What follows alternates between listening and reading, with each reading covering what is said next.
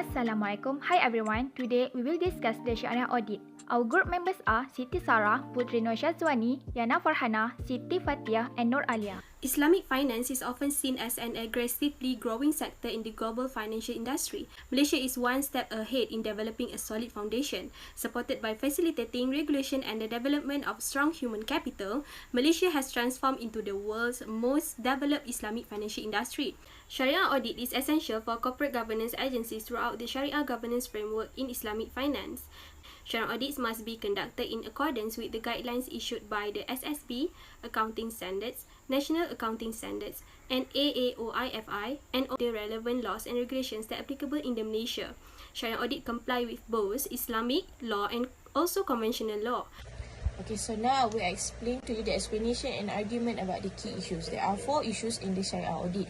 The first one is the sufficient standard for Shariah auditing practices. Nowadays, the accounting policies and standard implemented by the Islamic institutions regarding the process in preparing the financial statement is not standardized. This has resulted to Islamic financial institutions in making their own policies and standards for many business transactions based on management of approval, which are the supervisory board, SASB, and external auditors. In order to make sure that the right monitoring and application of Shariah's rules and regulation, Raji has created to its own rules and procedures known as Shariah Monitoring Guide and Shariah Control Guidelines. Unfortunately, this inadequate of this auditing standard that covers the Shariah principles may result to misunderstanding on the Shariah rulings, and this could be the time and the chance for other people to file a case against the regulation made by the Islamic financial institution. Okay, now I will talk about the second issue on the independence of Shariah auditors. Independence of Shariah auditors can be issued as independent when the auditor's integrity can be recognized by the stakeholders from the Islamic finance. It is normal for the auditors to follow and depend solely on the advices given by the SSB or Shariah advisors, but this act cannot be allowable if the company wants a fully independent Shariah auditor. The Shariah audit in Islamic finance argues that the full advantages of the Shariah audit cannot be fully recognized independent if there is a self-review threats that may occur. This is because they are afraid that there is no clear line in the separations of duties. In accordance to Hanifah, he raises inquiry about the SSB being involved in monitoring the products and operations of the institutions, while they also assist in the Shariah's auditors in administering Shariah's review or Shariah audit. This is obviously shown that there is no clear segregations of duties for the internal practices' sake. The next issue is the qualification of Shariah auditors.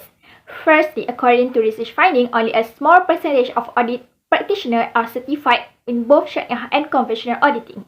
Most accountants do not also hold a Shariah certificate. This shows there is a lack of qualified or experienced auditing practitioners in both Shariah and conventional auditing.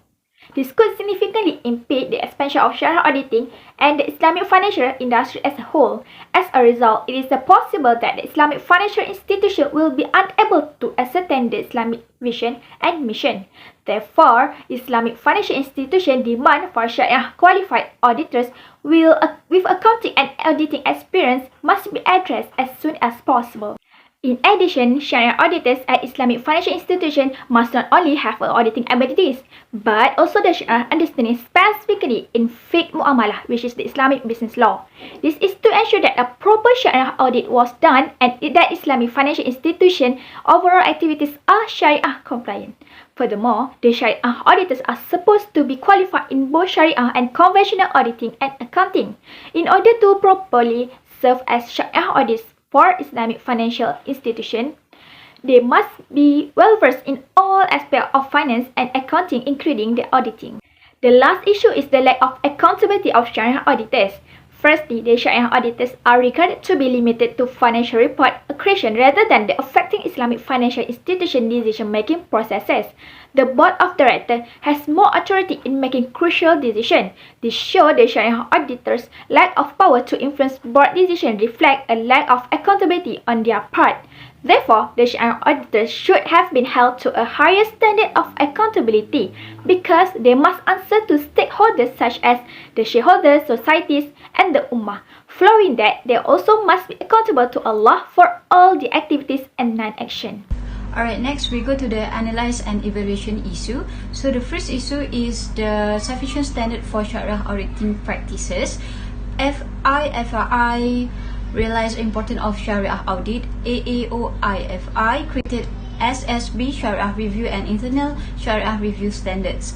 The AAO-IFI Shariah Audit Standards provide guidelines that scholars and practitioners regard to the most comprehensive available to Shariah activities. Next, we will evaluate and analyze the second issue, which is independence of Shariah auditors. So AAO-IFI's Auditing Standards for Islamic Financial Institution, number 1, ADIF1. The primary objective of an audit financial report is to allow the auditor to voice the opinions of the financial statements.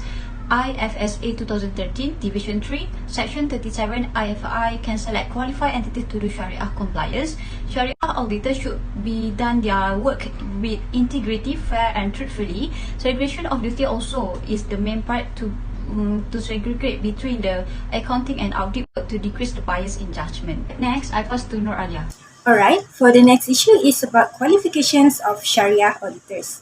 So, given that Shariah audits is a new role connected to operational audits, it is then critical to distinguish the function, distinctive knowledge, skill, and other characteristics (KSOC) from the conventional internal auditing functions. A lot of research have shown that lack of qualified and competent Shariah auditors (SARS) is one of the most significant obstacles in conducting a good Shariah audit procedure. Eventually, there are no professional bodies in Malaysia that offer specific professional certification for SARS. This is because the only source of human capital development for SARS in Malaysia depends largely on the effort by some Islamic banks to provide training to their staff. There are other issues about the capabilities of present or existing SARS to undertake Shariah audit efficiently due to there are no precise guidelines for the exact skill, knowledge or other proficiency needed to develop competent SARS. And the last issue is the lack of accountability of Shariah auditors. Accountability of Shariah audit function carried out by the Shariah Supervisory Board (SSB) also is checked only to the extent of its conformity to rules and procedures. Thus, it may be assumed that the function make no contribution to assessing the achievements of the objective. In general, forming and auditing is an important element in the process of securing corporate accountability and in enhancing stakeholder faith in management stewardships. Due to the faith-based nature of the business, it is evident that Shariah auditor will review most aspects of the businesses, but the involvement could vary on approvals of basic structure of products and other special activities rather than interfering in the day-to-day operations of business. Next is recommendation. We start with the recommendation for first issue. In order to overcome this issue, an integrated Shariah auditing standards that covers all aspects of Shariah should be provided by AAO-IFI, since the current guideline can be considered as not enough. When there is enough and sufficient standard as a guideline, there will be no issue of misinterpretation of Shariah ruling. Next is the recommendation for issue number 2. In order to solve the issue of independence and conflict of interest in Shariah audit, there should be a clear line of separation of duties between SBB and the company auditors that is fundamental in the practice of good governance. With a clear separation of duties, there will be no misunderstanding on the independence of the SSB or Shariah auditors by stakeholders. We proceed with the recommendation for third issue. Shariah auditors are supposed to be qualified in both Shariah and conventional auditing and accounting matters.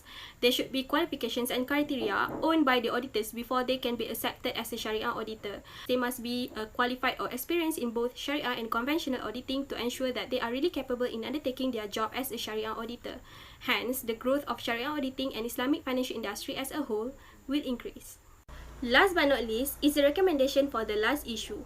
In order to overcome this issue, only capable auditors should be hired. The auditor should have experience or at least sufficient knowledge on the principles of Shariah. Besides, sufficient training also should be provided to the auditors to increase their capabilities. Furthermore, their roles should be expanded. The auditor's roles should not only be limited to preparation of financial report but also in the decision-making process of IFIS. Hence, the auditor's accountability will be increased. Alright, next we go to the conclusions. In conclusion, the Shariah auditor plays an important part to maintain the transparency and to gain public confidence accordance to the integrity of Islamic financial institution, which is IFI. However, it is not an easy task to conduct a Shariah audit as the scope of the Shariah law is very wide, especially in meeting the objective of profit maximizations and for the competitive conventional industry.